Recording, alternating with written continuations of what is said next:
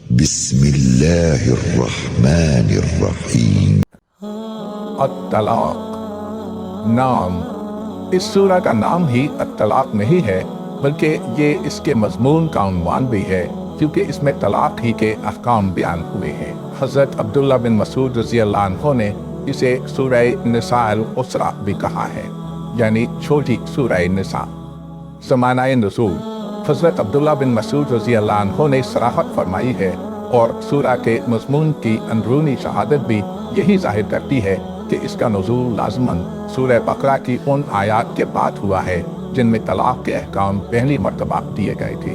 اگرچہ یہ تعین کرنا مشکل ہے کہ اس کا ٹھیک زمانہ نزول کیا ہے، لیکن بہرحال روایات سے اتنا ضرور معلوم ہوتا ہے کہ جب سورہ بقرہ کے احکام کو سمجھنے میں لوگ غلطیاں کرنے لگے اور عملاً بھی ان سے غلطیوں کا صدور ہونے لگا، تب اللہ تعالیٰ نے ان کی اصلاح کے لیے یہ ہدایات نازل فرمائیں۔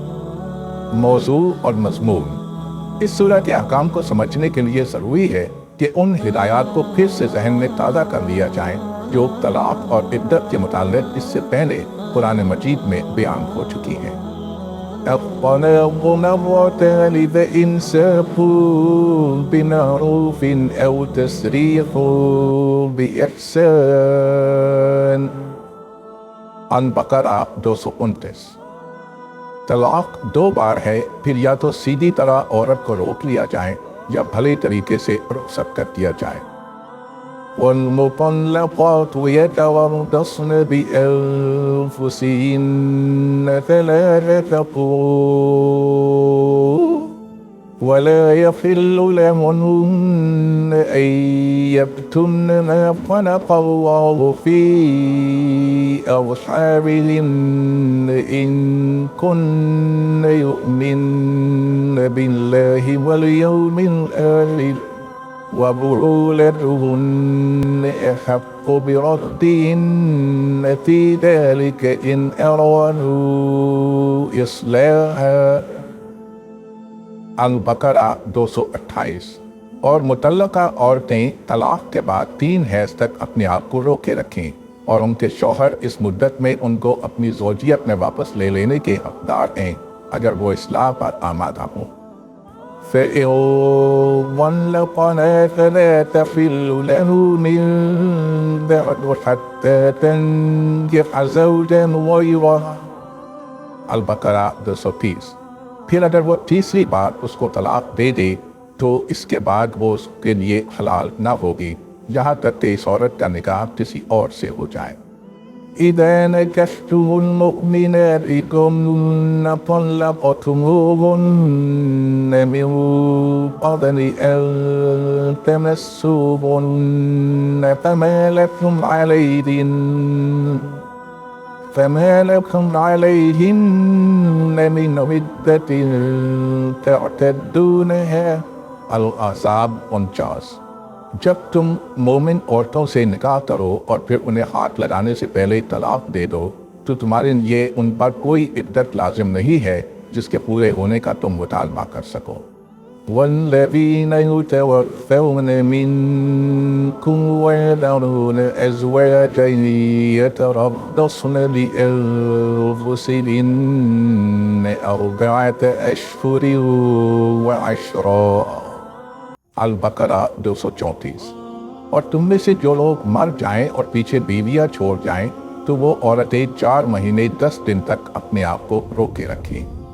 ان آیات میں جو قواعد مقرر کیے گئے تھے وہ یہ تھے: ایک مرد زیادہ سے زیادہ اپنی بیوی کو 3 طلاق دے سکتا ہے۔ 2، 1 یا 2 طلاق دینے کی صورت میں عدت کے اندر شوہر کو رجوع کا حق رہتا ہے، اور عدت گزر جانے کے بعد وہی مرد و عورت پھر نکاح کرنا چاہیں تو کر سکتے ہیں، اس کے لیے تحلیل کی کوئی شرط نہیں ہے۔ لیکن اگر مرد 3 طلاق دے دے تو عدت کے اندر رجوع کا حق ساقط ہو جاتا ہے، اور دوبارہ نکاح بھی اس وقت تک نہیں ہو سکتا جب تک عورت کا نکاح کسی اور مرد سے نہ ہو جائے اور وہ کبھی اپنی مرضی سے اس کو طلاق نہ دے دے۔ 3، مدخولہ عورت جس کو حیض آتا ہو، اس کی عدت یہ ہے کہ اسے طلاق کے بعد 3 مرتبہ حیض آ جائیں۔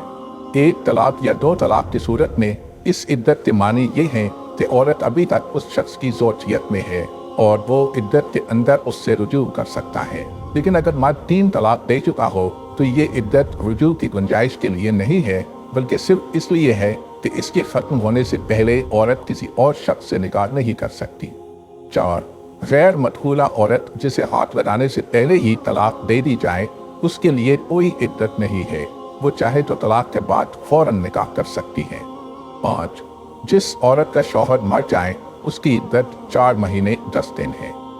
اب یہ بات اچھی طرح سمجھ لینی چاہیے کہ سورہ طلاق ان قواعد میں سے کسی قاعدے کو منسوخ کرنے یا اس میں ترمیم کرنے کے لیے نازل نہیں ہوئی ہے، بلکہ 2 مقاصد کے لیے نازل ہوئی ہے۔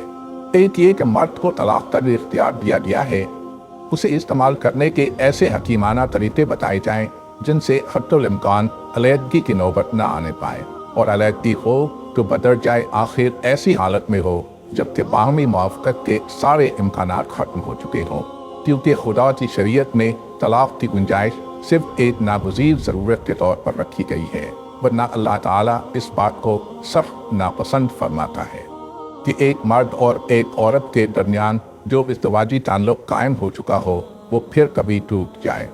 نبی صلی اللہ علیہ وسلم کا ارشاد ہے کہ اللہ نے کسی ایسی چیز کو حلال نہیں کیا ہے جو طلاق سے بڑھ کر اسے ناپسند ہو، اور تمام حلال چیزوں میں اللہ کو سب سے زیادہ ناپسند طلاق ہے۔ ابو داؤد۔